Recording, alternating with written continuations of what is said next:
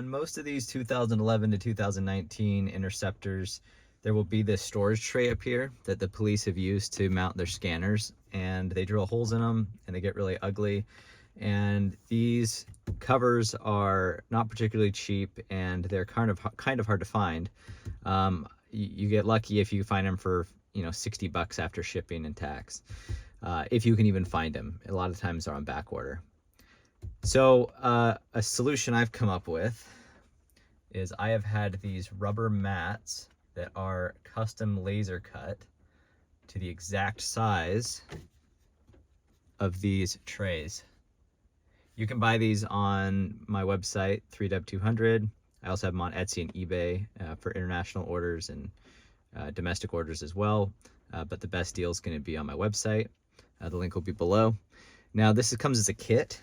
There's not a lot to them, but in order to keep this like steady and not sliding off, there's no lip on this front side. So if you go around a corner or accelerate really fast or have something sitting up here that, you know, gives a little bit of grip to it, this might just slide off. To remedy that, we utilize this original hole that there's a screw that goes in there, and underneath the screw, it screws into a little nut clip.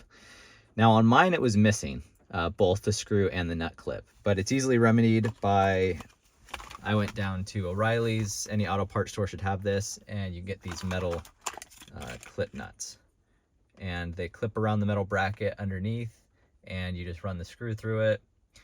This was about, I think it was like $4 or $5 for 2 of them. I already installed one.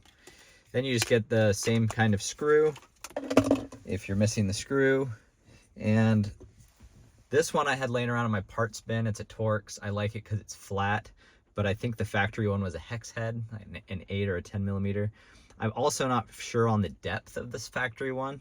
So in the event that this factory screw is too short to use with this new retainer that I'm about to show you, you may want to go get a new screw anyway that's a little bit longer, but any hardware store can help you out with that if you take the old screw in.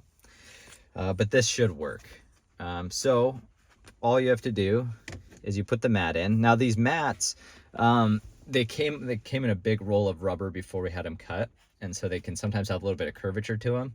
But the nice thing about these mats is there's 2 textures. There's a more aggressive grainy texture, and then there's a smoother texture. But these mats will really contour to any way you bend them. So whichever one you want, you just bend it in that shape. For example, if you wanted that one, you can just do that, but see how it lifts a little bit on the corner?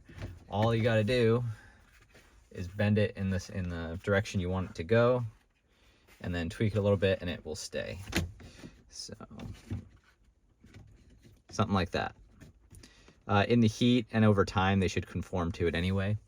But so that's kind of where we want it. Then we're going to center the hole up here, and this plastic retainer is what's going to prevent it from sliding. So that just sits in there. Your kit will come with 2 of these in case something happens to the first one, you lose it or break it. Put it in there. That's all there is to it. So on these edges, I'll just bend them in a little bit. If you're in a warm climate, that will eventually, sun will shine on it and make these a little bit more malleable, and then they'll conform a little bit better. It's a little cold outside right now, but that's all there is to it. So now you've got a nice mat covering that, and anytime you want to clean it, you just unscrew the screw, pull it out, and you can clean it. You can flip it over, use the other side, but that's all there is to it. These mats are also included in the backup camera monitor mounting kit that I make. So if you're considering also installing a backup camera with a monitor, go give that one a look, because this will come with it as well. Thanks for watching. I hope this helps.